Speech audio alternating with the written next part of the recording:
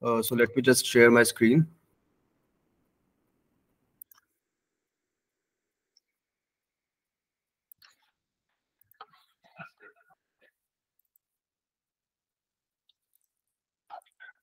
Okay, so as I've told you, I'm Mayank Chaudhary and I'm the part of SPFL. So I'll just brief you about SPFL and about me. So what is SPFL? SPFL is a not-for-profit organization formed by Ministry of Skill Development and Entrepreneurship. And the council is promoted by NSDC, that is National Skill Development Corporation and Federation, right? And we are also promoted by Federation of Federation, that is Federation of India Chamber of Commerce and Industry. So the key objective of SPFL is to standardize, certify, monitor, and facilitate skilling in sports in the country, right?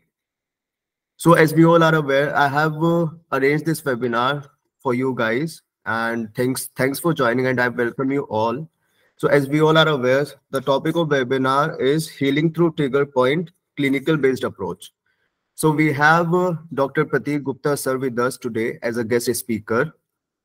So I'll just brief you about Prateek sir.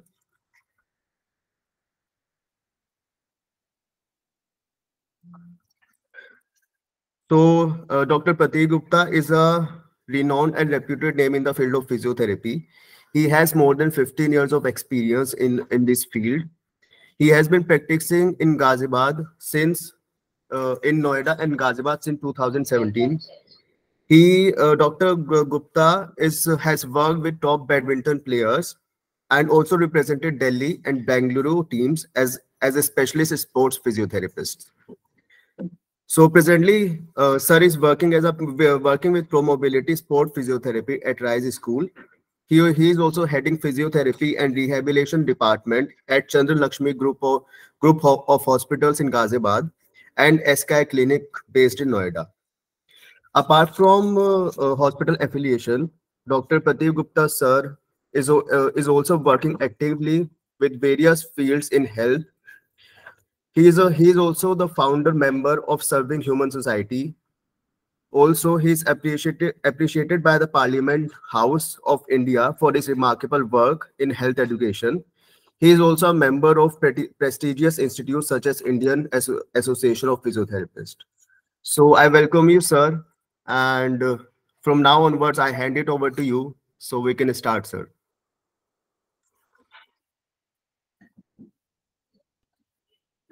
Good morning. Thank you, Mayank. Thank you for my introduction. And good morning, all of you. Morning, Myself, sir. Dr. Prateek. Good morning, sir. Good morning. Good morning. So, myself, Dr. Prateek. Good morning, And sir. today we are here to discuss with the topic. This is the healing through trigger point.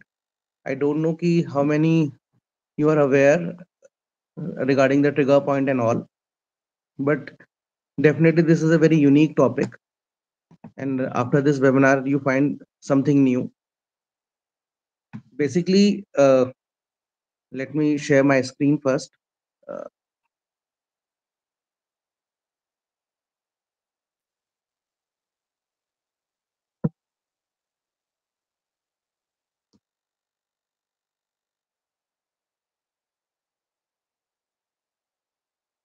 I think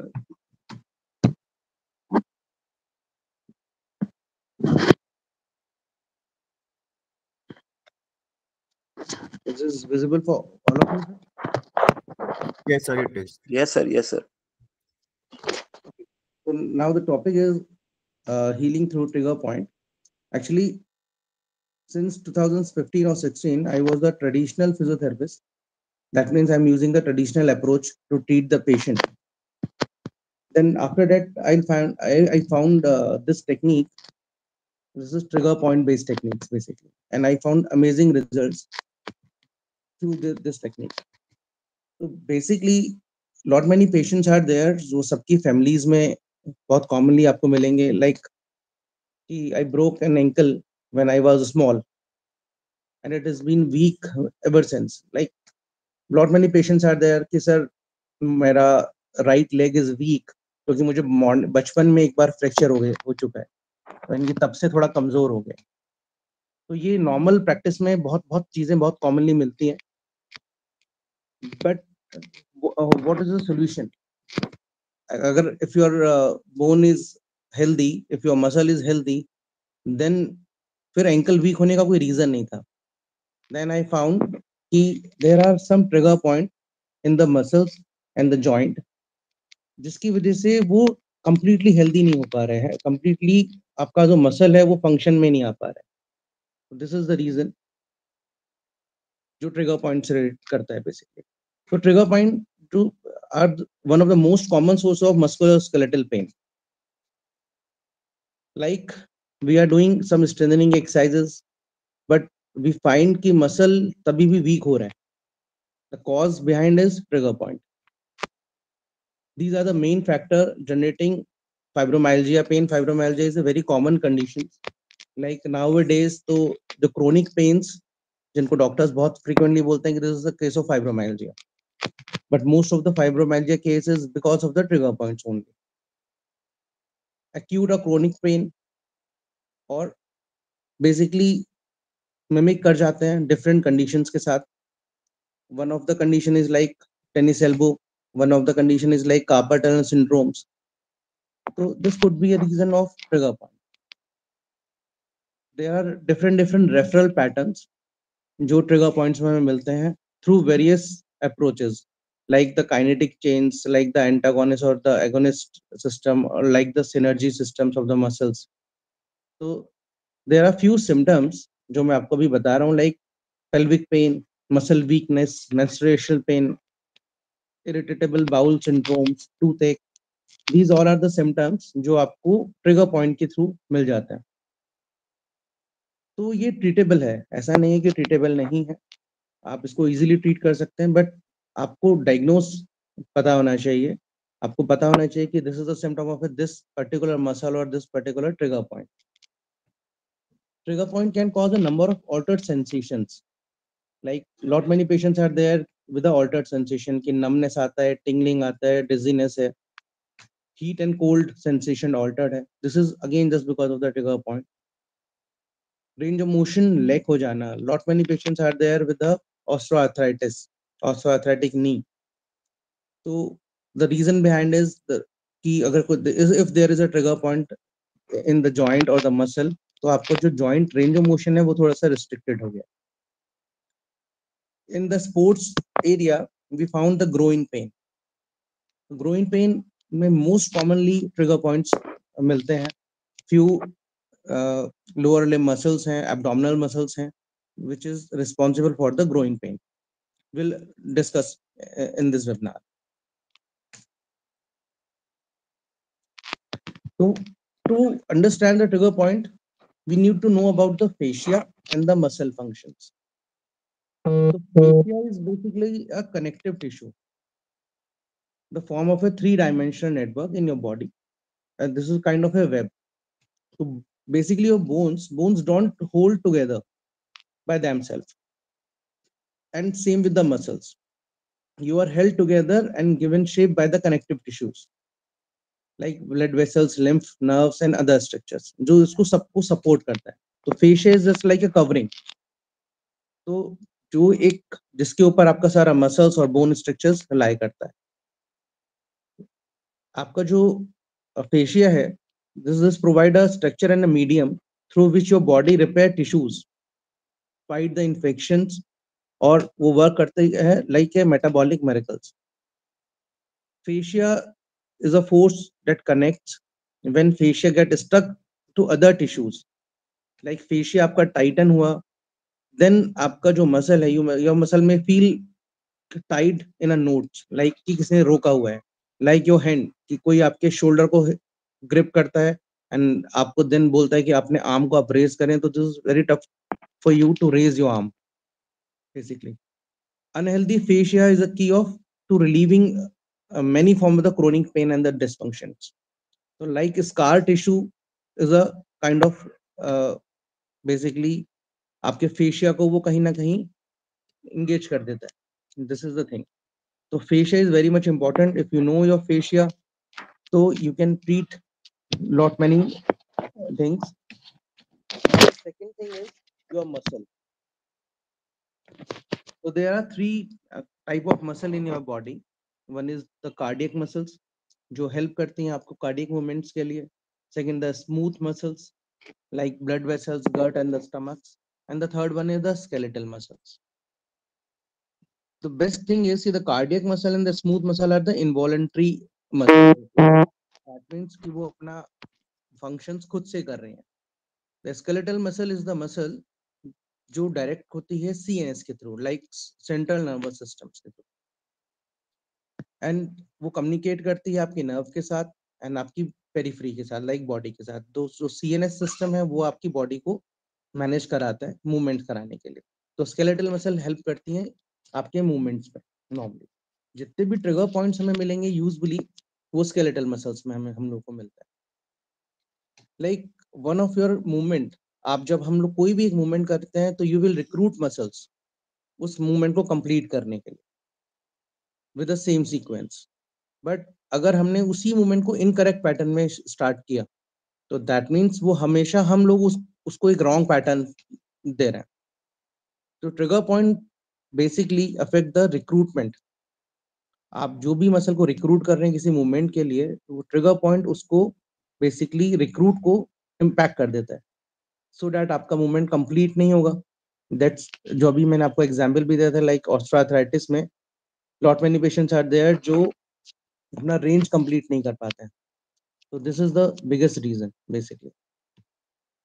second thing is कि जो muscle है, muscle कभी भी अकेला कोई work नहीं करेगी. तो in our body there are 2 or 3 mechanism. Like first तो है एंटागोनिस्ट एंड द एगोनिस्ट. तो the easiest way to basically antagonist agonist को समझाने के लिए, if you bend your elbow तो देन आपका बाइसेप्स मसल जो है वो कॉन्ट्रैक्ट करता है. This is a contractile unit at that time, and the same time triceps आपका रिलीज करेगा. तो in this case agonist is biceps and the antagonist is triceps. That means एक मसल कॉन्ट्रैक्ट करता है तो ऑपोजिट मसल उसको basically release करता है. This is the mechanism. इसी मैकेनिज्म पे पूरा बॉडी फंक्शन करती है. Second is synergist. Synergist is like कि आपकी मसल्स पैटर्न के साथ जो आपकी एगोनिस्ट मसल के साथ आपको हेल्प कर रहा है, सेम पैटर्न पे काम कर रहे हैं, वो आपको सिनर्जिस्ट बेसिकली होता है. तो synergist is the interaction of the 2 or more groups basically, जो कंबाइन करता है आपके इम्पैक्ट को और इंडिविजुअल एबिलिटीज को बढ़ा देता है. If there is a trigger point and trigger point can disturb the system of the synergic action, जैसे ही वो इम्पैक्ट करेगा तो देन आपको जो प्रोप्रियोसेप्शन है, वो proprioception is like your coordination, वो इम्पैक्ट करेगा एंड आपको प्रॉब्लम्स बेसिकली होना शुरू हो जाएगा. तो these are all the concept. And the third and the important thing is your kinetic chains. Kinetic chains is muscle connections. There are different kinetic chains in our body, like superficial chains and the deep chain and the core chains. So there are very different chains in body. That means body is connected through a manner. Head to toe, there is a connection with the fascia, with the myofascial chains, basically. So that means if someone is complaining pain in the calf muscle, तो ऐसा नहीं है कि वो उसका problem ही calf muscle में है. हो सकता है उसका कॉज उसका ग्लूट मसल है, हो सकता है उसका कॉज उसका शोल्डर मसल. तो we have to find out. वो डिफरेंट सिम्टम्स के थ्रू हम लोग फाइंड कर सकते हैं कि हम क्या चीज को ट्रीट करना चाहते हैं. According to me pain is just a symptom, not the source. So we have to find the source to treat the patient basically. Now the important thing is कि formation of myofascial trigger points. ये form हो कैसे रहा है? So if you see the structure in the slide, so muscle cell are long cylindrical fibers wrapped in the myofascia basically. The space between the fibers, as you see the space between the fibers, this is the critical fiber distance. When muscle are injured or dehydrated, hydration is very much important. So if your muscle are injured and dehydrated, the distance is not maintained. जो space है वो maintain नहीं रहेगा and वो stuck करना शुरू कर जाएंगे. आपके जो फाइबर्स हैं वो स्टक करना शुरू कर जाएंगे यानी एक नॉट का शेप ले लेंगे basically. Muscle fibres are formed into bundles called fascicles and also wrapped in myofascia, same, the long cylindrical muscle cells. contain the mitochondria. Mitochondria is the energy booster of your body, of the cells basically. And there is another structure called sarcomeres. So muscle fiber contain the contractile unit. Basically, sarcomere is a contractile unit जो contract कराता है आपकी muscles के लिए. So which are important in the formation of myofascial trigger. Like आपका जो space था reduce हुआ, knots बनना शुरू हुआ, energy system block हुआ, and जो contraction था वो बढ़ गया, and उसने एक knot form किया. So this is how to form a basically trigger point. Now the question is, इसके बाद की what is myofascial trigger point? So trigger point is a highly hyper irritable localized spot in taut bands. As I told you, trigger point is like a knot in an area to elevate the neurological activity located in muscle or the fascia that may refer pain in the localized or the peripheral manner. Trigger point in each muscle cause a recognizable pain and dysfunction or different referral patterns. And again, the pattern is through the myofascial kinetic chains, antagonist and agonist.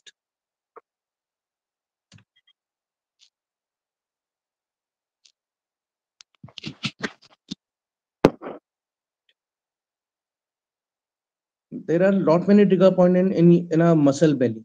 किसी भी muscle belly में बहुत सारे trigger point हो सकते हैं. आपको basically उस muscle का anatomy important है, पता होना चाहिए. Trigger point can also occur in other tissues like scars, ligament, tendons, skin, joint capsule, periosteum, myofascial trigger point. And उनके जो recognized patterns हैं, अभी क्या, क्योंकि there are lot many data, क्योंकि we are working from like 2016-17 से हम लोग वर्क कर रहे हैं, इससे पहले की ये थ्योरीज हैं. तो there are lot many recognisable data की पैटर्न्स हैं कि दीज आर द पैटर्न्स, इस ट्रिगर पॉइंट की वजह से ये मसल या ये जॉइंट इंपैक्ट करता है और इससे ये प्रॉब्लम्स बेसिकली आ सकती हैं. तो विल डिस्कस अभी. तो firstly will go like there are different type of basically trigger points. So most commonly is active, passive, and the satellite. So one is active trigger point. Active trigger point is like the pain is there and tenderness is there. This is the active trigger point. Second is कि there is a area जहाँ pain हमें नहीं आ रहा है, लेकिन while pressing there is a pain और वो हमें pain refer कर रहा है like a pattern. This is a latent trigger point. And the third one, latent or the inactive. The satellite is कि pain is like I example you ki pain is in the calf muscle, but the trigger point is in the shoulder muscle, like traps and all. So this is like a satellite trigger points. There are few populating factor. Populating factor is like कि जिससे आपका जो trigger point है वो increase कर रहा है, जो प्रॉब्लम्स है इंक्रीज कर रहे हैं. You can say in easy word is this is like a professional hazard. तो first is paradoxical breathing. Paradoxical breathing is this is a very important thing. Nowadays we all are seeing कि जो breathing pattern है, this is a kind of a reverse breathing pattern. जो abdomen is like a muscle, like a balloon. If you fill a balloon तो then उसका जो बेली है वो बढ़ना शुरू हो जाता है. तो this is just like abdomen कि आप जैसे ही ब्रीद इन कर रहे हैं आपका एब्डोमेन थोड़ा बाहर की तरफ जा रहा है, और जब ब्रीद आउट कर रहे हैं तो वो अंदर. बट अगर आप नॉर्मल ब्रीदिंग पैटर्न फॉलो करेंगे तो lot many people are there जिनमें आप फील करेंगे कि this is a reverse kind of breathing pattern. जैसे ही आप इनहेल करने का कोशिश कर रहे हैं तो एब्डोमेन अंदर की तरफ चला जाता है. This is opposite breathing pattern. That means जिन मसल्स को वर्क करना चाहिए था वो उसको ऑपोजिट फंक्शन बेसिकली कर रहे हैं. तो this leads lot many tension, lot many stress in your muscles, और वो आपको लीड करेगा डिफरेंट ट्रिगर पॉइंट्स के ऊपर.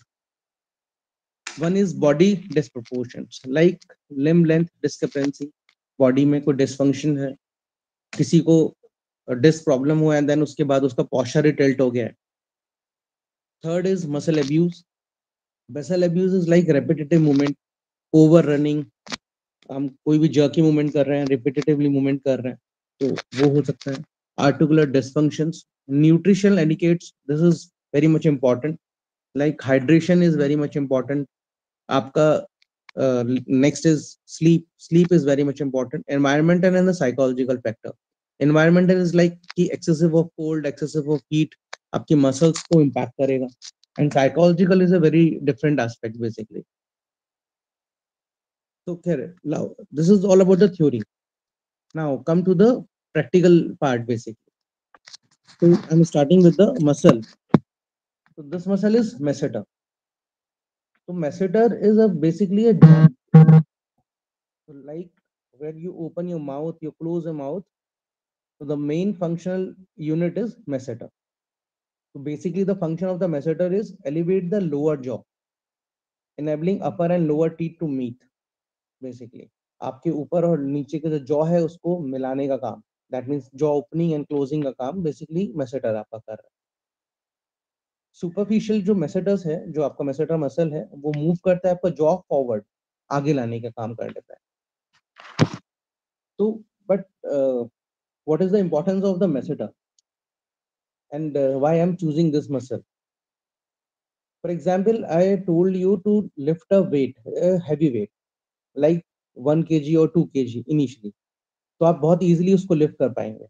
But if I told you कि to lift a 20 kg or 30 kg of the weight, then you feel कि you are just trying to clenches your teeth. Second example is over aggression. During the over aggression, you're just trying to clenches your teeth. Third is excessive of laugh. When you laugh, then you feel some kind of pain in your masseter muscle, the jaw muscles basically. So this is a very important muscle and a very strong muscle in your body, जो आपके emotions as well as your physical strength के साथ work करती है. So overtraining of the abdominal stress anterior throat muscles और masseters like crunches. हम लोग crunches कर रहे हैं, हम लोग weights कर रहे हैं जिम में जाके. So while doing these exercises, after certain of time, we are using the masseters. That means we are just trying to clench the teeth to complete the movement. तो द रीजन बिहाइंड दैट कि हमें एक muscle को movement को complete करने के लिए power generate करना था. तो वो पावर हमें टीथ क्लेंचेस करने से मिलती है. जब हम टीथ को क्लेंच कर रहे हैं, हम तब उस पावर को जनरेट कर पा रहे हैं. Next, the tightening of the neck muscle will also stress the masseter. आपका neck muscle is tight, like nowadays cold season is there. आपने एक टाई लगाया हुआ है, आप अपने एक ब्लेजर डाला हुआ है, तो आपका जो नेक मसल है movement is restricted. In that case आपका जो जॉ मसल्स है वो थोड़ा सा टाइटन होना शुरू हो जाएगा basically. Now if you can't open your mouth fully, like अगर अपना माउथ पूरा ओपन आप नहीं कर पा रहे हैं, the reason behind is masseter muscles. If the muscle tension increases, तो देन आपको हेडेक्स भी बेसिकली मिल सकता है. So this is a very unique symptom. Like lot many patients are there with a headache, and the diagnosis is कि like शायद migraine हो गया है या फिर डिहाइड्रेशन इसको मान सकते हैं. बट आप कभी भी मैसेटस की तरफ नहीं जाएंगे कि एक जॉ मसल की वजह से आपको हेडेक बेसिकली हो रहा है. Tooth pressure and sensitivity, this is the most common symptom of the masseter. Sometime year एक और मिस्टेकन फॉर द साइनसाइटिस. तो साइनसाइटिस वाला सिम्टम आपको बेसिकली मिल जाएगा. Tinnitus is another symptom जो मैसेटस में मिल सकता है. Tinnitus is like a ringing in your ear. You feel कि मुझे कान में कुछ घंटियां बजती हैं. Some kind of sound मुझे irritate करता है. So this will happen basically again because of the masseter. Poor bite. Basically, what are the reason जो masseter को involved करेंगे basically? So one is poor bite, and second is your breathing, paradoxal breathing जो हमने अभी discuss किया था. Nail biting is a very common symptom. Pipe smoking या cigarette smoking बहुत लोग करते हैं. पाइप स्मोकिंग में यूजुअली दे आर डूइंग कि एक पाइप को साइड में उन्होंने लिया और काफी देर तक उन्होंने रखा. Jaw clenching, teeth grinding, emotional stress, continue chewing gum को च्युइंग करते रहते हैं, like cricket players and all other player. आपने देखा होगा lot many people are there जो च्युइंग करना पसंद करते हैं ज्यादा. One is TMJ dysfunction. TMJ is like temporomandibular joint dysfunction. Poor postures, basically, like forward neck posture. Biting the hard objects. Chewing the tough meats, like hard meat को आप कर रहे हैं या कोई hard food आप ऐसा लेना चाहते हैं, तो वो basically cause करेगा आपके trigger points के लिए. Now, तो how to treat this? तो self treatment इसके लिए आप क्या कर सकते हैं? Just like that.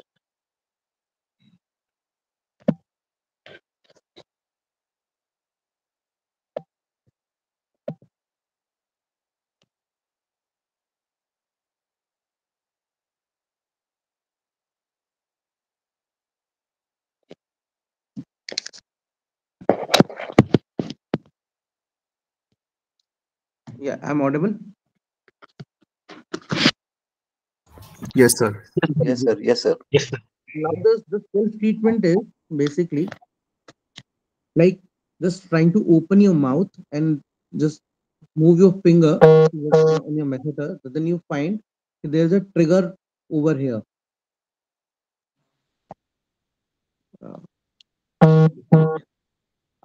Just open your mouth and move your finger like this. Then you will find some trigger point over this area.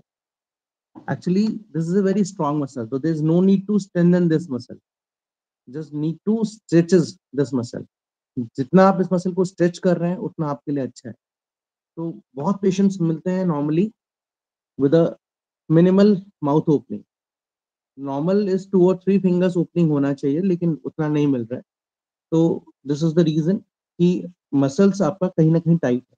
तो trying to release this muscle with your hands, and if there is a node, then trying to release this.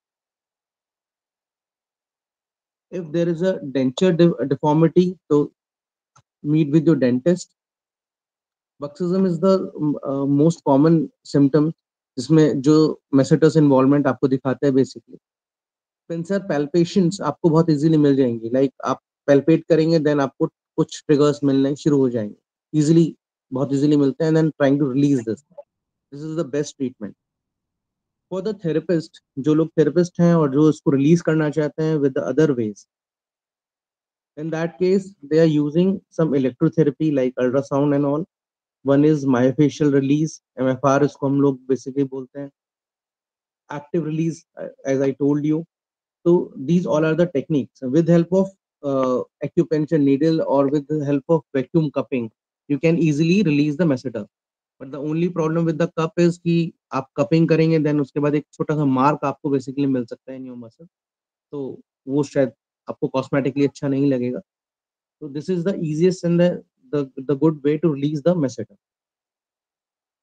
Now come to the next muscle. Again, I'll show my screen.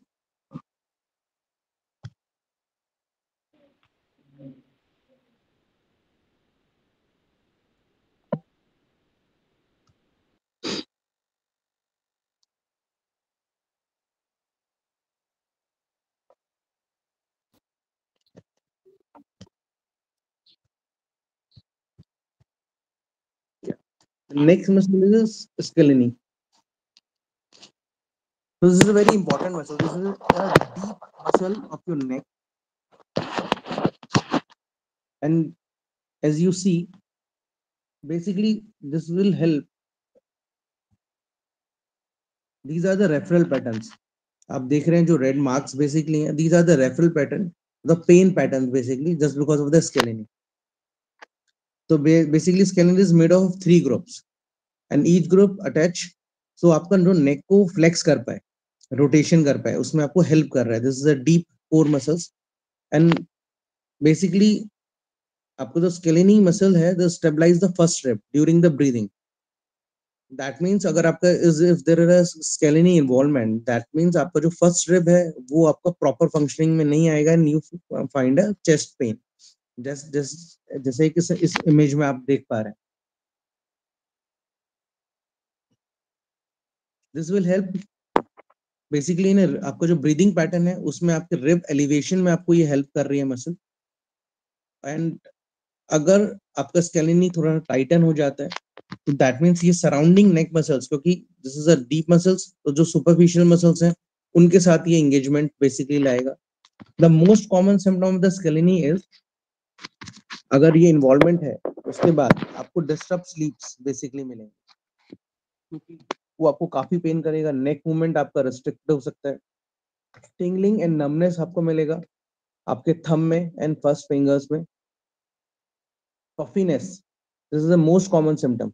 Puffiness back of your hand and stiffness in your hand, ये आपको basically मिल सकता है. आपको का जो rings हैं, ये again this is a very common symptom. Patients told me कि जो रिंग्स हैं वो अब हम नहीं पहन पा रहे हैं अपने. फीमेल्स होते हैं कि रिंग्स हम नहीं पहन पाते हैं क्योंकि वो टाइटन होना शुरू हो गए हैं. Again this is just because of the scaleni involvement. Most commonly morning stiffness basically मिलेगा. Sometime it mimic like rheumatoid arthritis तो कहीं नहीं हो गया. हेडेक्स आपको मिल सकता है. एंजाइनल लाइक पेन, तो एंजाइनल पेन इज लाइक अ, जैसे कार्डियक पेन हमें मिलता है ऐसा एक पेन हमें मिल सकता है. चेस्ट टाइटनेस बेसिकली हमें मिलेगा. तो these all are the symptoms of the scaleni. Normally chin के आसपास आपको पेन बहुत इजीली मिलेगा. छोटे बच्चों में दिस इज क्वाइट कॉमन कि चीक पे और चिन में थोड़ा हमें पेन मिल रहा है. तो this is again just because of the scaleni involvement. इसके लिए अगर हम देखेंगे व्हाट आर द फैक्टर्स जो स्केलेनी को इन्वॉल्व कर रहा है, तो again your breathing pattern, like heavy backpacks, आपने बहुत हैवी बैकपैक आपने लिया हुआ है, आपकी नेक रिस्ट्रिक्टेड है. Poor body mechanism by lifting or या pulling a heavy object. Chronic breathing conditions such like asthma, या किसी को COPD LRT डेवलप हुआ है, रेस्पिरेटरी इन्फेक्शंस किसी को है. Your neck angles, and nowadays तो mobile, you are using your mobile, तो बेसिकली अपने एंगल को, आप नेक एंगल्स को आप बेसिकली प्रॉब्लमेटिक कर लेते हैं. तो दीज आर द रीजंस जिससे आपका स्केलेनी इन्वॉल्व बेसिकली हो जाता है. सेल्फ ट्रीटमेंट बेसिकली, फर्स्टली तो you know your posture. If you know your posture तो आप इसको काफी हद तक ठीक कर सकते हैं. सेकेंडली, नेक मसल स्ट्रेचेस, वो आपको हेल्प करेगा. अगेन जेंटल मसाजेस आपको हेल्प करेगा. You can use a towel, like एक फोल्डेड टॉवल जो अपने नेक पे जस्ट लाइक अ कॉलर आप यूज कर सकते हैं. बट रिजिड ब्रेसेस आपको अवॉइड करना चाहिए. आपको अपने ब्रीदिंग पैटर्न पे वर्क करना है. Correct the paradoxical breathing pattern, this is the important one. If you are using extra pillow तो उसको आपको हटाना चाहिए. आपका जो लाइंग पोस्चर है with a normal pillow in a neutral position, आपका नेक कर्वेचर जितना बेटर रहेगा उतना आपके लिए इजी रहेगा. Then the third thing is for the therapist scaleni को ट्रीट करने के लिए there are lot many ways. Again one is stretching exercise, second is like electrotherapy, and third is actually there are various tools in the field of physio. So like electrotherapy stretches, myofascial release, deep tendon releases. Nowadays lot many therapists are using the needle therapy or the vacuum cup, laser. So these all are the techniques which help to relieve the scaling. The most common thing is stretches. So I told you.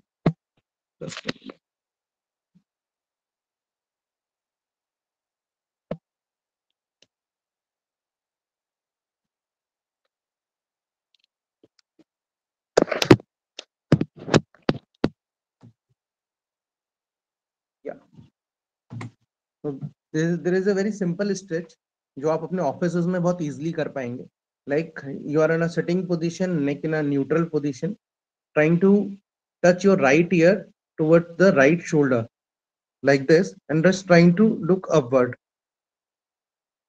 So this will give you a stretch in your scalene as well as the SCM muscle. Neck muscle is SCM. As I told you, like right ear toward the right shoulder and trying to look upward. This is a very good stretch of the scalene muscle. Second one is same. So this is a self stretch technique. And the second one is you are in a sitting position and अपने दोनों hands आपने पीछे grip किया हुआ है, shoulder को थोड़ा सा राउंडेड आपको लाना पड़ेगा, and then trying to move your neck with a side stretch.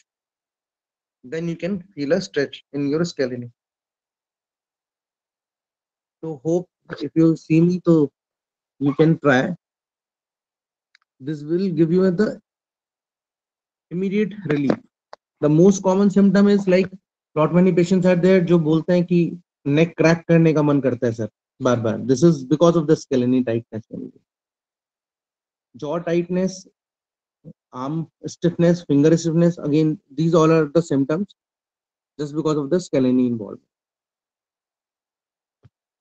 Now come to the neck muscles. Again, I have to share my screen.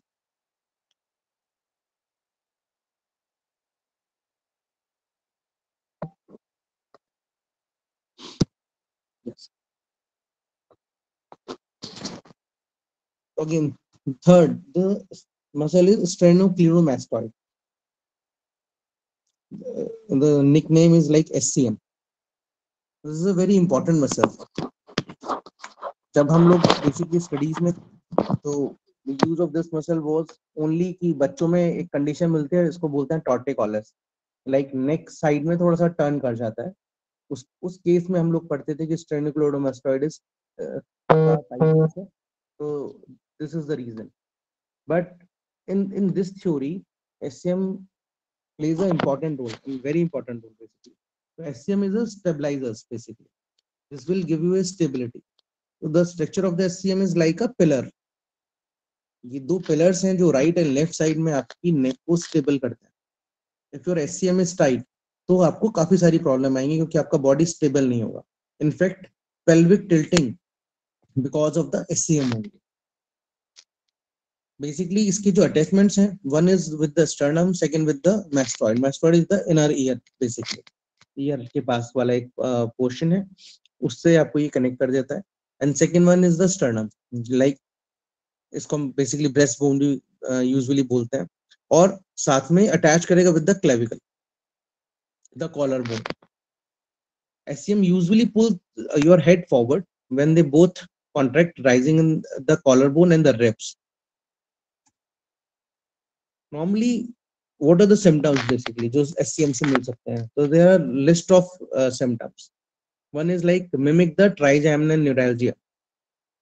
Trigeminal neuralgia is a very common pain, और recently अभी सलमान खान को की एक history थी कि उसको एक trigeminal neuralgia का पेन था.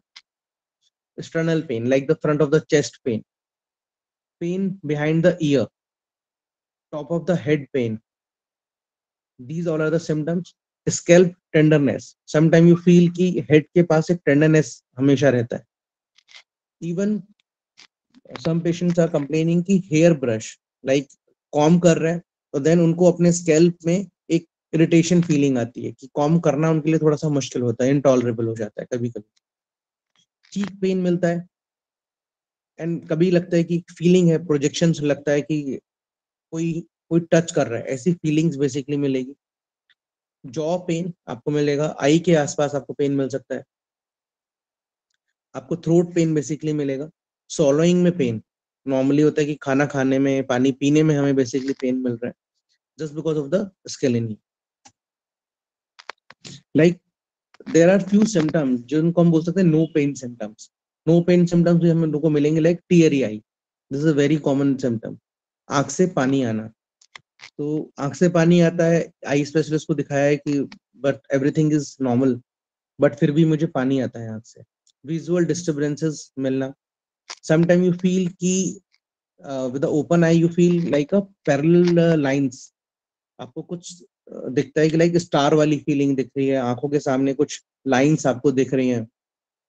या फिर आप ट्रेवल कर रहे हैं ना, आप एक डिवाइडर को देख रहे हैं जहां पर आपको हैजार्ड्स लाइट्स बेसिकली लगी हुई है विद अ सीक्वेंस, एंड जैसे ही आप उसको देखते हैं then you feel like dizzy और the headache. This is again just because of the SCM only. Eye redness, running nose, these all are the symptoms जिनको हम नो पेन सिम्टम्स में बेसिकली बोलते हैं. Blurring of visions, crackling in the ear, deafness ये मिलेगा. Frequently मिलेगा like you found, ये मुझे अपनी आंख थोड़ा छोटी दिखाई देती है, tension, headaches, these all are the symptom of the sternocleidomastoids. So this is a very big and very important muscle. This is a very emotional muscle basically. So basically, again, your head posture. Nowadays, so mobile is the biggest thing, but your head posture matters. आपका अगर head posture ठीक है, तो ये काफी आपको help करने वाला है. Otherwise, इसमें आपको काफी ज्यादा problems basically मिलती है.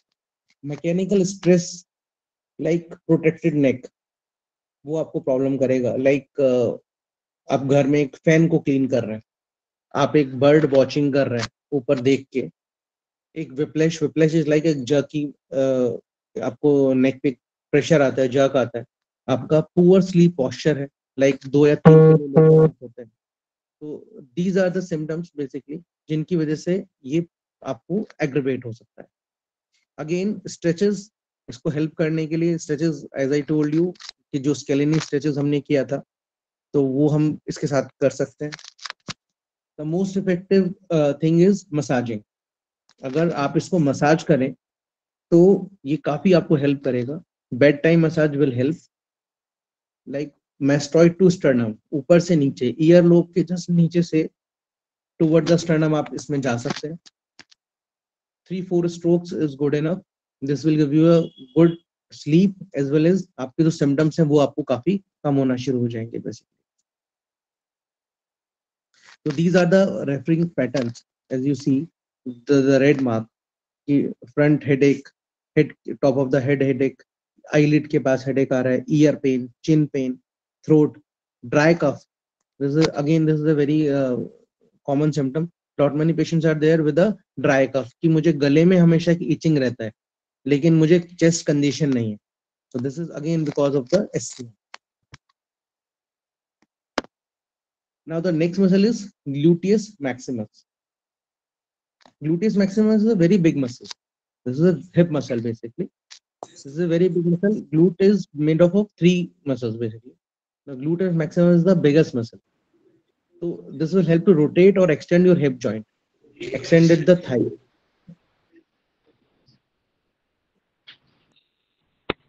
Yes. So basically, glute muscle is a very core muscle, or this will give you the maximum power or a strength while walking. आपको lifting करने में आपको काफी help करता है. This is the heaviest muscle in the body. आपको it allow to us to stand or run or jump basically. इसका जो attachments है basically with the hip bone, sacrum, tendons, like one of the muscle is erector spinae, as the name is, this is a spine muscle. Tailbone के साथ इसका basically attachment है, and few very important ligament in the pelvic region like sacrotuberous ligament and the iliotibial bands के साथ ये जोड़ता है. तो basically अगर आपका G max में थोड़ा सा भी involvement आ रहा है, तो ये रोटेशन, pelvic का जो रोटेशन है उसको इम्पैक्ट करेगा, एंड यू फील लाइक एक नेल वाली फीलिंग बेसिकली मिल लगता है. कुछ पेशेंट्स का कंप्लेन आता है कि हमें लगता है कि एक कोई पेन हमें चुभ रहा है, हमारे बटक्स में एक नेल वाली फीलिंग आती है. डिफिकल्टी टू सेट, सेटिंग काफी पेनफुल हो सकता है पेशेंट के लिए. अपर थाई में कोई पेन आता है, हैमस्ट्रिंग बेसिकली पेन करता है. Upper thigh pain is again mimic like कि कहीं हमें कोई डिस्क प्रॉब्लम तो नहीं हो गया, रेफर्ड पेन हमें मिल रहा है, तो ऐसा हो सकता है. Walking uphill with a bend forward position, वो आपको पेन करेगा. लाइक आप किसी माउंटेन एरिया पे गए हुए हैं, आप वॉक कर रहे हैं, then you found pain, back pain और द ग्लूट पेन, आपको बेसिकली बटक पेन आपको मिल रहा है. स्विमिंग, ड्यूरिंग द स्विमिंग आपको एक पेन मिलता है. Sometime bursitis in the hip आपको मिलेगा, and the most common is coccyx pain like the tail bone pain. तो ये एक बहुत मिमिक करता है बेसिकली कि not many patients are there जो बोलते हैं कि हमें टेल बोन पेन है और हमने बहुत ट्रीटमेंट इसका किया है, because the nearest trigger of the glute maximus is just near the tailbone. If the trigger point is there, तो ये बिल्कुल मिमिक करेगा आपको exact like a tailbone pain.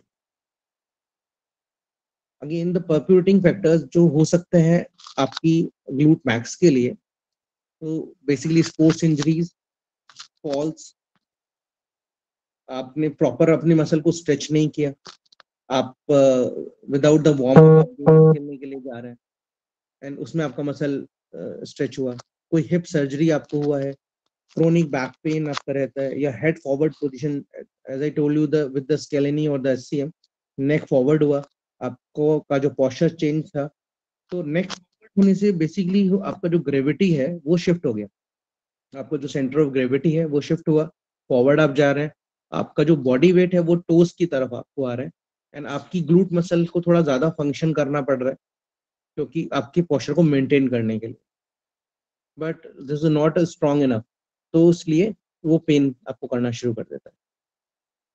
आपका सिटिंग का पोस्चर, आपका वेट लिफ्टिंग का पोस्चर, आपका लाइन का पोस्चर मैटर करता है। एक्सटेंडेड सिटिंग्स वो आपको प्रॉब्लम करता है। प्रोलॉन्ग सिटिंग आपकी ग्लूट मसल को डिस्फंक्शन में लेकर जाता है। जितना आप प्रोलॉन्ग सिटिंग में है आपको डिस्फंक्शन आने के चांसेस बढ़ जाते हैं। बेस्ट थिंग इज कि keep changing your position, contract your glute muscle, just trying to squeeze your buttocks, relax, squeeze your buttock, relax. So this is a very good exercise. Normally मैं अपने बहुत patients को इसको बोलता हूँ करने के लिए और इसके काफी अच्छे रिजल्ट्स बेसिकली हम लोगों को मिल जाते हैं। Then come to the treatment part.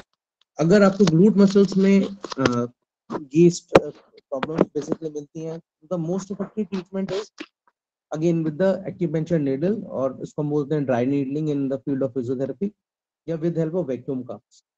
So this is the most common and the most effective treatment to recruit the glute muscles basically. So in this technique हम लोग कुछ cups ट्रिगर पॉइंट्स के पास place करते हैं, या फिर अगर deep trigger point है तो एक नीडल वहां प्लेस करते हैं and then will do some simple exercises to strengthen the glute muscles. Some time you feel कि साइड टर्न पोजीशन हमें पेनफुल होता है, रात को हम सोते हैं with a side turn and patient complain is कि सर मैं सो ही नहीं पाता हूँ, साइड टर्न में एकदम सिवियर पेन आना शुरू होता है। तो दिस इज द रीजन कि जिसमें आपको ग्लूट मसल इन्वॉल्वमेंट बहुत इजीली मिल सकता है।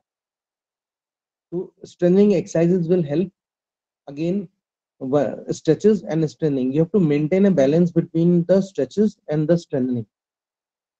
दोनों को करना बहुत ज्यादा जरूरी है। अगर हम दोनों में बैलेंस मेंटेन नहीं कर रहे हैं तो वो आपको प्रॉब्लम कॉज करेगा। This is the, I think this is the fifth muscle, or most likely the last muscle for the today's webinar. This is pectineus. So pectineus, again, this is the inner thigh muscles basically. And why I choose this? So because of the symptom. क्योंकि the most common symptom is like while walking, ज्यादा walk करने पे हमें Thai रब करना शुरू हो जाती है। This is the most common symptom. Rashes हम लोग को इनर थाई पर आ जाता है, ये बहुत लोगों को मिलता है। देन की विल अप्लाई सम ऑइंटमेंट, कुछ लोग कुछ ऑयल अप्लाई करते हैं उसको रिलीज करने के लिए, बट ये बहुत रियकर होता है। बार बार जिस भी टाइम हम लोग ज्यादा वॉक कर लेते हैं हमें ये प्रॉब्लम मिल जाता है। तो what is the reason behind this? The reason is pectineus. Pectineus is the muscle जो इनर थाई पे आपको सपोर्ट करती है। अगर आपको रैशेस आ रहा है that means your walking pattern is not correct.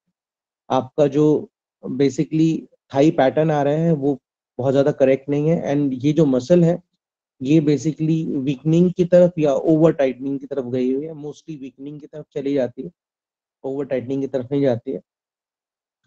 तो पेक्टिनियस इज द मसल जिसको आप जैसे रिलीज करेंगे then you feel not many changes. The second reason to add the pectineus is the groin pain. As I told you earlier, starting from the webinar, in the sports injuries, the groin pain is the most common pain. तो बच्चे मिलते हैं with the groin pain, and groin injury सभी को पता होता है कि this is a very difficult injury for the sports person, क्योंकि बहुत टाइम लेता है, hip rotation इंटरेक्ट करना शुरू कर देता है। तो the most common trigger point is in the pectineus cause the groin pain basically. So this is a core muscle help us to walk in a straight line. Like आप feel करते हैं कि आपका जो posture है, आपका जो walking है वो एक wavy manner में जा रहा है। That means कि आपका पैक्टिनियस में कोई ना कोई प्रॉब्लम आ रहा है, इसीलिए आप एक सेम लाइन में नहीं चल पा रहे हैं। ये basically attach to the lesser trochanter of the femur, जो बेसिकली इसका रिलेशन डिफरेंट मसल्स के साथ है, तो वो आपको क्रॉस कराने में हेल्प करता है। लाइक जो आप हम लोग सेटिंग करते हैं, लेग क्रॉस करके बैठना चाहते हैं, उसमें आपको हेल्प करता है। अगर ये प्रॉब्लम है तो देन आप सिटिंग आप अगर कर रहे हैं क्रॉस लेग सिटिंग, आपके लिए प्रॉब्लम हो सकता है। ये बेसिकली आपको ग्रोइन एरिया में एंड हिप एरिया में आपको पेन करेगा, slightly down to the front of the thigh में आपको पेन करेगा, and pain feel if it is coming from the joint, आपको फीलिंग आएगी कि मुझे जॉइंट के अंदर से एकदम पेन आ रहा है, और ये एक डीप एकिंग पेन बेसिकली मिलता है। नॉर्मली जैसे ही आप अपने हिप को रोटेट करने की कोशिश करते हैं, तो ये आपको पेन बेसिकली मिलना शुरू हो जाता है। तो पैक्टिनियस के लिए बेसिकली आपको उसको रिलीज करने की जरूरत पड़ेगी।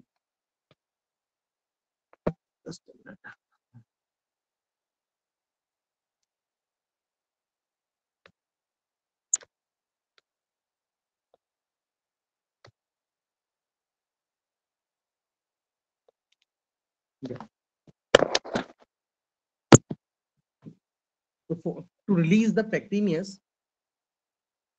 even I can show you कि किस तरीके से हम उसको रिलीज कर पाएंगे।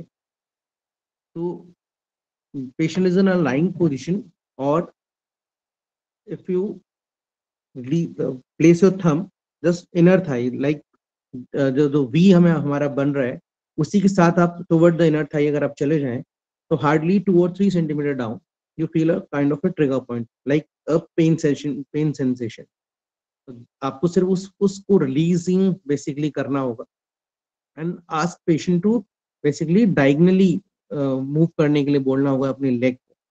The moment patient diagonally leg move करेगा, तो उस इम्पैक्ट आपको एक इम्पैक्ट बेसिकली आएगा। I will try to show, अगर if it is possible. So one of my colleague is there.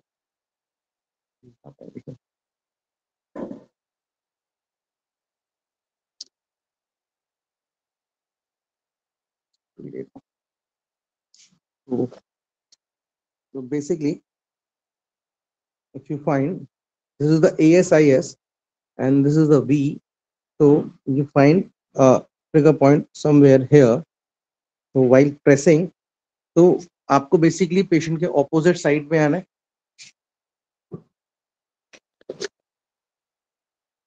Yes.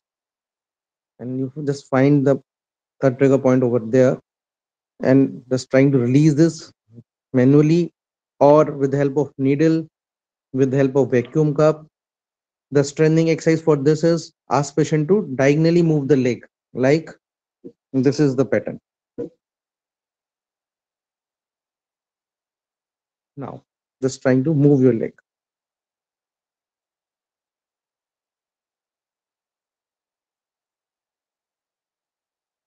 Just 2 or 3 reps is good enough. So firstly you have to release the muscle, then after that आपको उसको release करना है। Release करने के बाद उसको strengthening आपको करना है in a same manner. So this is the technique to release the pectineus basically. And after releasing the pectineus, you found the immediate results basically. There are not many other symptoms जो trigger points में मिलते हैं, क्योंकि there are not many muscles in our body. One of the common muscle is like quadratus lumborum. The most common symptom is कि patient having a back pain. And the complaint is कि sir मुझे back pain है, मुझे उठने में काफी दिक्कत होती है, कुछ प्रॉब्लम आती है, और जब मैं छींकता हूँ या खांसता हूँ तो मुझे बहुत सीवियर पेन आता है। तो दैट मीन्स हमारा डायग्नोसिस वहीं पर क्लियर हो जाता है, क्योंकि स्नीजिंग और कफिंग के बाद अगर कोई पेन आ रहा है तो the involvement is the QL muscle, the quadratus lumborum muscle. Same like tennis elbow, और if you heard about the trigger thumb, तो उसमें मिलता है कि लाइक फिंगर लॉक होना शुरू हो जाती हैं। This is the most common symptom with the brachioradialis muscle trigger point. So there are a list of symptoms जो various muscles में है, उनके अलग अलग symptoms है, और अलग अलग हमें trigger points मिलते हैं different muscles के different patterns के। अगर हम लोग इस चीज पे थोड़ा सा वर्क कर रहे हैं, तो आपका डायग्नोसिस पैटर्न बहुत ही डिफरेंट तरीके से हो जाता है। एंड जो ट्रीटमेंट पैटर्न्स हमारा चल रहा है, लाइक बैक एक है और हम उसको 15-20 डेज फॉर अ मंथ हम लोग ट्रीट कर रहे हैं, ऐसा नहीं होता। इफ यू करेक्टली डायग्नोस कि दिस इज द मसल और हो सकता है कि उसका ये ट्रिगर है, तो immediately with in a single session, 2 session और 3 सेशंस में आप पेशेंट को काफी अच्छा रिलीफ इजीली दे सकते हैं। तो this is all about the trigger point healing. And इसमें काफी सारे और एस्पेक्ट अभी हो सकते हैं, बट आई थिंक इतना टाइम हम लोग के पास अभी भी नहीं होगा, तो will do at the next time. ठीक है, so this is all about today's webinar, and I'm thanking thank you Mr. Mayank and the whole sports grid team. Up to you, Mayank. Thank you, sir. So we are now open for question and answer session. So you guys can raise your hand and we can take up your questions. So if anybody has any questions, they can ask to Pradeep Gupta, sir.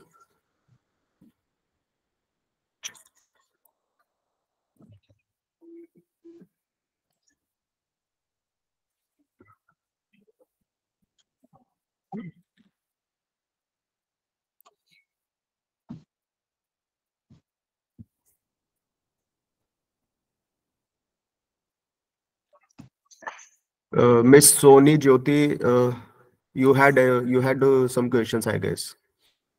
You guys can unmute yourselves and ask.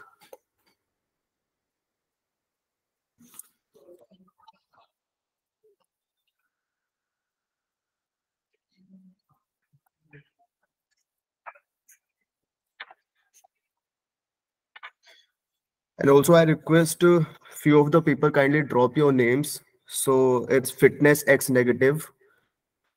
Second one is PPRC Panipat, SN, and last one is Venom Demon. Kindly drop your name so that we can release your certificates. Plus, thank you so much, sir. It is such an honor for us to have you as a speaker.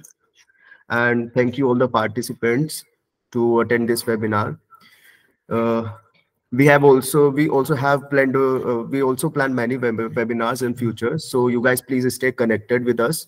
So we'll share the details for upcoming webinars as well. And Pradeep Gupta sir, thank you so much for this wonderful webinar, for wonderful session. I hope our attendees and participants have liked it. Okay, so if anybody has any question, I'm requesting you again, kindly ask. So, or if you don't have any questions, so we can end this webinar. Sir, hello. Yes, please ask. Sir, अगर muscle tension हो रहा है psychological aspect से, तो उसको हम लोग कैसे रिलीज कर सकते हैं? साइकोलॉजिकल एस्पेक्ट पे अगर कोई टेंशन हो रहा है तो देखिए द वेज की जो पैटर्न पे हमने ट्रिगर रिलीज किया है, psychological aspect is a perpetuating factor. That mean perpetuating is like कि आपका एक मसल पैटर्न है, आपको डेवलप होता है trigger, and these are the pattern जिनकी वजह से वो और एग्रीवेट हो जाता है। हमें ट्रिगर को तो रिलीज करना ही है इन एनी हाउ, जैसे भी हम लोगों ने अभी जो टेक्निक्स हमने आपको बताया, हमें रिलीज तो करना है। साइकोलॉजिकल एस्पेक्ट अगर है तो उसको उस पे हमें आपको सेल्फ वर्क करना पड़ेगा। आपको इंस्टेंटली चेंजेस मिलेंगे, बट अगर आपको साइकोलॉजिकल एस्पेक्ट है तो दैट मीन्स आफ्टर 2 days और 3 days और 4 days वो फिर से आपको रिएक्ट करेगा। This is the thing. अच्छा, अगर वहां पे हम लोग मेंटल ट्रेनिंग दे रहे हैं लड़के को, तो वहां पे कुछ इफेक्ट हो सकता है क्या? Definitely 100%, this is the only way. Okay sir, thank you sir.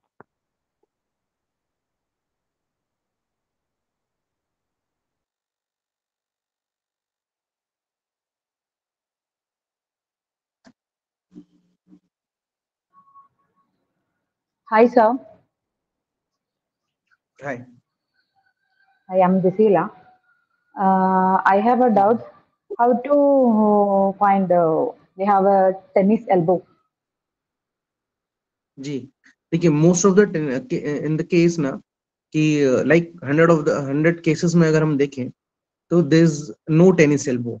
Tennis elbow is basically lateral epicondylitis, अगर हम लोग एक डेफिनेशन वाइज देखें।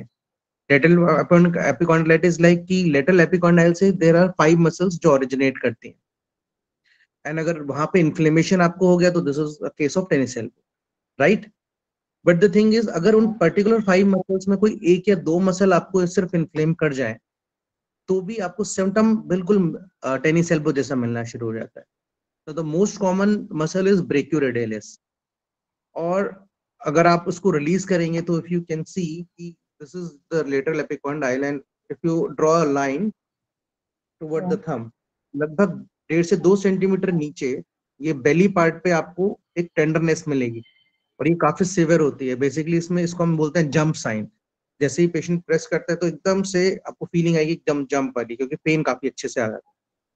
तो if you release this point तो आपको इंस्टेंटली टेनिस एल्बो पेन में चेंजेस मिलने शुरू हो जाए.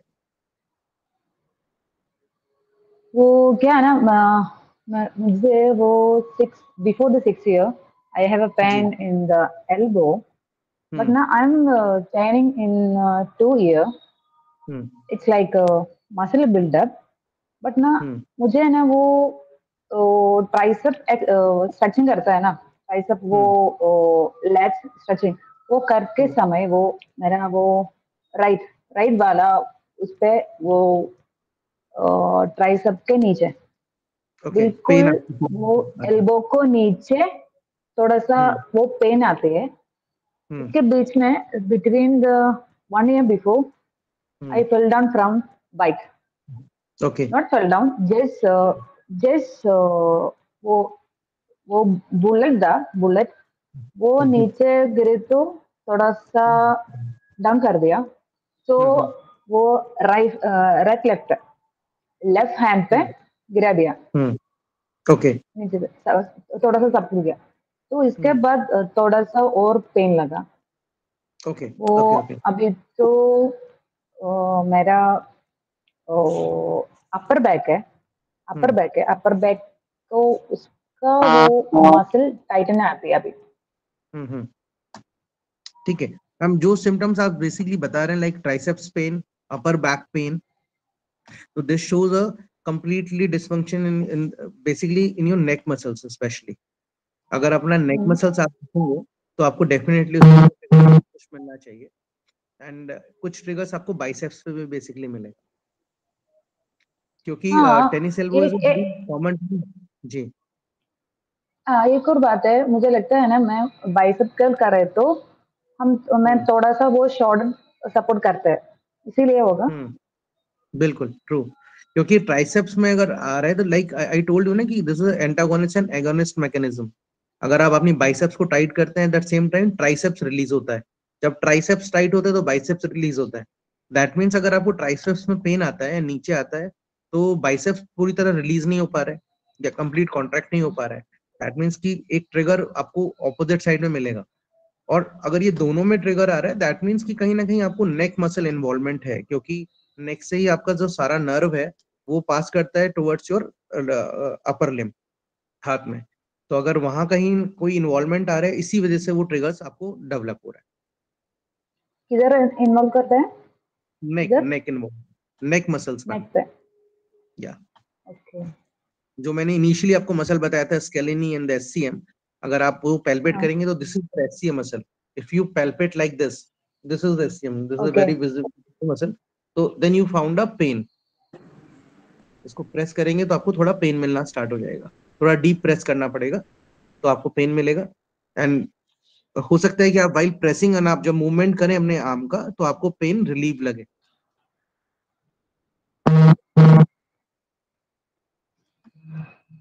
ओके. तो इस पे deep I have to deep knowledge. हाँ, डीप प्रेसिंग पे आपको पेन आएगा ma'am. Exactly. So subject with the neck. जी. Okay. Just try to release your neck. ठीक है. Okay.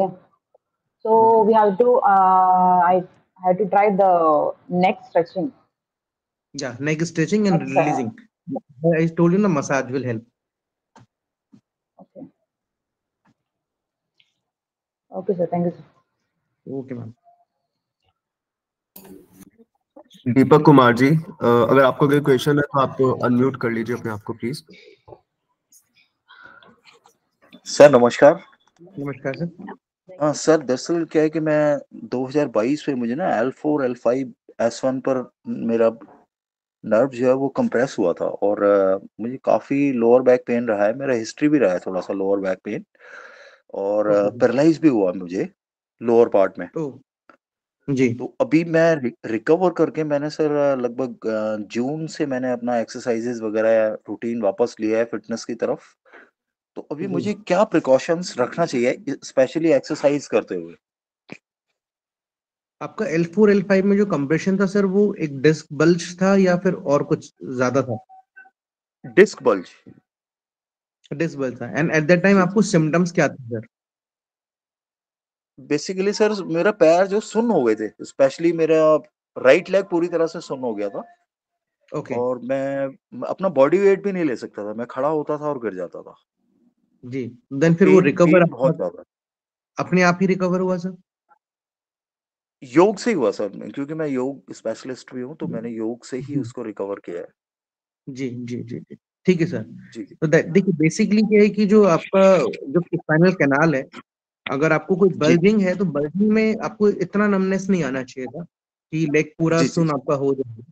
लेकिन हाँ, जी एसोसिएटेड नर्व जो है वो कहीं ना कहीं जी इरिटेट डॉक्टर। अगर हो जाती है तो ऐसा होता है। तो इस जी जी केस में जी सर। आपको सबसे पहले तो जो ग्लूट मसल्स मैंने आपको बताया था, ग्लूट मैक्सिमस, उसकी जी जी स्ट्रेंथनिंग हमें चाहिए होगी। और साथ में जी good sir. Amount of stretching. तो योगा तो सेल्फ स्ट्रेचिंग एक्सरसाइज, जी तो सर। आप जी कर ही रहे हैं योगा, उसको आपको बिल्कुल मेंटेन बिल्कुल रखना सर। है। There is right no sir. Restriction, क्योंकि कभी भी हम ओके मूवमेंट सर। रिस्ट्रिक्शन अगर करते हैं तो हम मूवमेंट जी को बेसिकली ब्लॉक कर रहे हैं। हमें मूवमेंट ब्लॉक नहीं करना। जी सर। और वो योगा प्रैक्टिशनर आप जानते हैं कि एक मसल का रेंज का क्या इम्पोर्टेंस होता है। अगर आप किसी भी जी मूवमेंट सर। को रोक कर, लाइक मैं आपको बोलता हूँ कि आप फॉरवर्ड बैंड बंद कर दें, बैकवर्ड बैंड ना करें, तो दिस इज नॉट अ जी सोल्यूशन। बिल्कुल बिल्कुल सर। सही बोल रहे हैं बट आप। बिल्कुल। कि अगर आप कोई हैवी वेट लिफ्ट करना चाहते हैं तो द बेस्ट थिंग इसका आप स्क्वाट करके करिएगा। राइट आप सर। एक फॉरवर्ड बैंड करके आप नहीं करिएगा। अदरवाइज देयर इज नो जी जी। रिस्ट्रिक्शन सर, आप सारे मूवमेंट्स करें। Right sir. Right sir. Thank you so much. Thank you so much sir. Anisha Singh, kindly unmute yourself if you have any question. Good afternoon sir. Sir मैं चाहूंगी कि आप एक बार ट्रिगर पॉइंट का कैसे बनता है वो एक बार मैकेनिज्म फिर से समझा दें। मैम बेसिकली जो फॉर्मेशंस है ना, आपका जो मसल पैटर्न्स हैं, तो वो थोड़ा सा डिफरेंट है। लाइक एक सिलेंड्रिकल पाथ की थ्रू आपका जो मसल्स है वो बनता है। एंड उसके बीच में एक थोड़ा सा डिस्टेंस होते हैं जो मसल फाइबर्स हैं।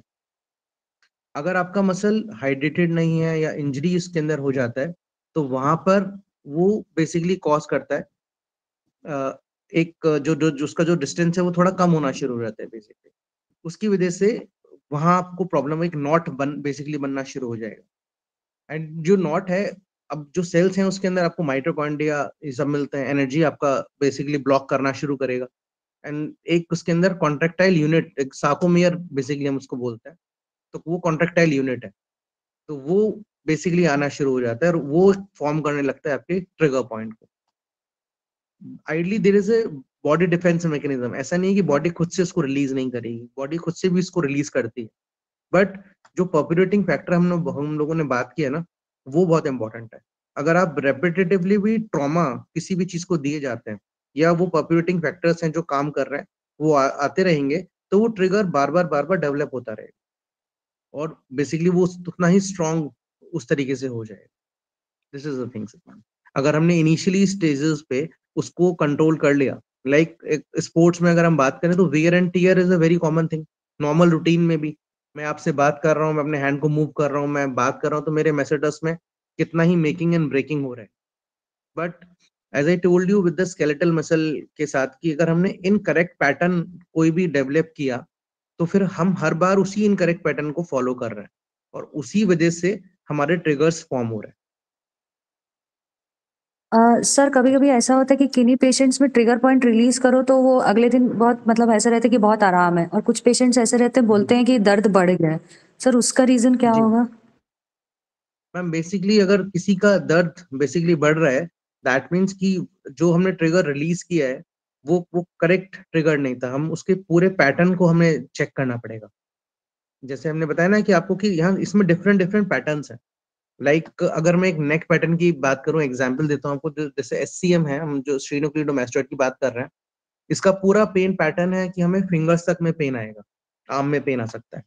अब अगर हमें लगता है कि हमें आर्म में पेन आ रहा है और हमने ब्रेकियोरेडियलिस के आसपास हमने उसको रिलीज कर लिया, तो टेम्परेरी हमें बेटर मिलेगा, बट आफ्टर सम टाइम वो फिर से आएगा, क्योंकि हमने अभी हमारे एससीएम के जो ट्रिगर थे, जो मेन ट्रिगर था, उसको हमने रिलीज नहीं किया।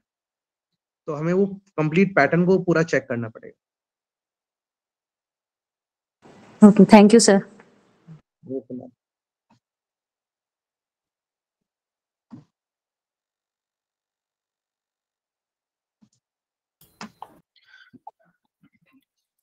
Okay, sir. I guess we don't have more questions now. Okay, man. Okay. Thank you so much, sir, and thank you all the participants for joining. So with this, we came to the end of this session. Thank you so much, guys. Okay. Thank you, Thank you, sir. man. Thank you, ma'am, sir. Thank you so much. Thank you, sir.